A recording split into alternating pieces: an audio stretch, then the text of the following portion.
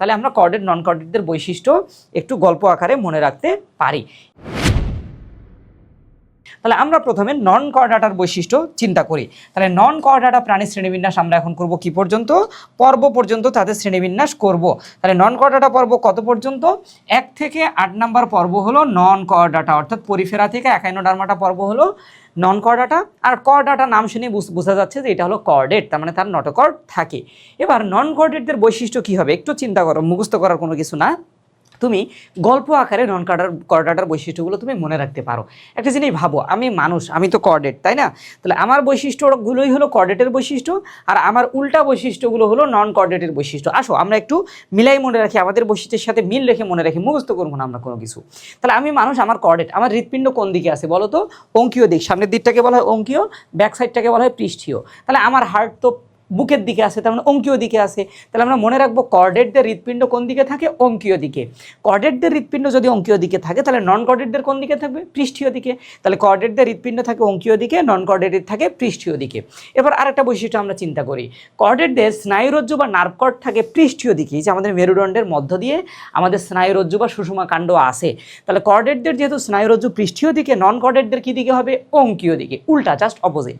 আর পৌষ্টিক নালীর অবস্থান দুইটার ক্ষেত্রেই একদম কেন্দ্র দিয়েই থাকে, শরীরের মাঝখান দিয়েই থাকে। এরপর চিন্তা করো, কর্ডেটদের পায়ু পশ্চাৎ লেজ থাকে, আমার আছে তাই না? সরি আমার তো লেস নাই। আচ্ছা, কর্ডেটদের মধ্যে মানুষের লেস নাই, কিন্তু বাকি কর্ডেটগুলো, কর্ডাটার যে তোমার ভাই ব্রাদার আছে, গরু, ছাগল, হাঁস, মুরগি, এদের দেখো তো লেজ আছে না? তাহলে কর্ডেটদের লেস থাকে, নন কর্ডেটদের কোনো লেস থাকে না। ধারণা করা হয় মানুষেরও লেস ছিল এক সময়, কিন্তু পরবর্তীতে সেটা কালের বিবর্তনে হারাই গেছে। এটা বিবর্তন টপিকে আমরা জানবো যে লেস কেন বিলুপ্ত হয়ে গেছে। হ্যাঁ, এখন আমরা ওইদিকে যাবো না। তাহলে দেখো কর্ডেটদের লেস থাকে পায়ু পশ্চাৎ, নন কর্ডেটদের থাকে না।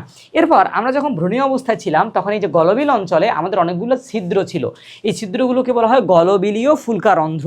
তাহলে কর্ডেটদের যে কোনো এক দশায় অথবা সারা জীবন গলবিলীয় ফুলকারন্ধ্র থাকে, কিন্তু নন কর্ডেটদের কোনো গলবিলীয় ফুলকারন্ধ্র থাকে না। তাহলে এই যে দেখো আমরা কিন্তু অনেকগুলো বৈশিষ্ট্য মনে রাখতে পারি এমনি গল্প করে, মুখস্থ করার কিছু নাই। আর যেহেতু সে নন কর্ডেট, তার দেহে নটোকর্ড থাকবে না, এটাই স্বাভাবিক জিনিস।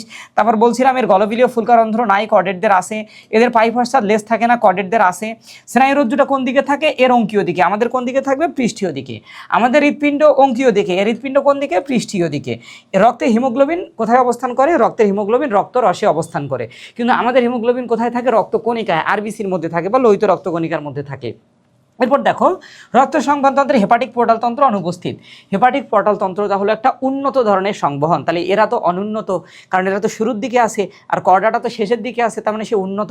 তাহলে এই উন্নত সংবহন তুমি অনুন্নতদের মধ্যে পাবা না, অর্থাৎ শুরুর দিকেরগুলোতে পাওয়া যায় না, এটা শুধু কর্ডাটাতে পাওয়া যায়। আর এদের কোথা থেকে চোখের উদ্ভব ঘটে? ত্বক থেকে চোখের উদ্ভব ঘটে। তাহলে এইটা একটা নন কর্ডাটার ছবি। দেখো এর পৃষ্ঠীয় দিকে কে আছে? তাহলে এই যে পৃষ্ঠীয় স্নায়ুরজ্জু, অঙ্কীয় দিকে কে আছে? স্নায়ুরজ্জু। আর পৃষ্ঠীয় দিকে কে আছে? হার্ট বা হৃৎপিণ্ড। আমাদের গঠন কিন্তু ঠিক এর উল্টা। আর এর কোনো গলবিলীয় ফুলকারন্ধ্র পাওয়া যায় না। তাহলে আমরা কর্ডেট নন কর্ডেটদের বৈশিষ্ট্য একটু গল্প আকারে মনে রাখতে পারি।